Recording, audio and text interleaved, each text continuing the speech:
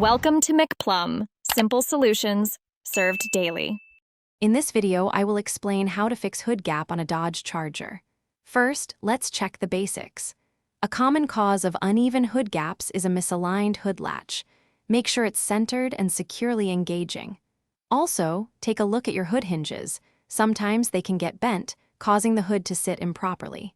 Don't forget to inspect the rubber hood stops and fender alignment too. Now, let's tackle the hood latch. You'll need to loosen the bolts that hold the latch mechanism in place. With the bolts slightly loose, you can carefully shift the entire latch assembly. Move it incrementally, then close the hood to check the gap. It's a bit of a trial and error process, but taking your time here will ensure a perfectly even hood gap. Next, we'll fine-tune the hood stops. These small rubber bumpers are usually found on the radiator support near the front corners of the hood.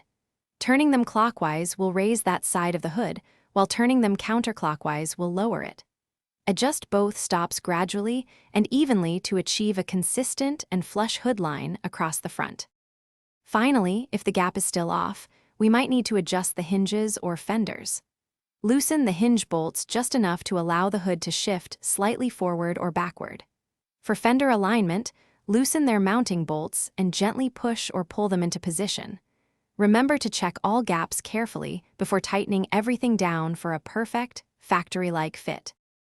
Thanks for watching. Stay juicy and subscribe.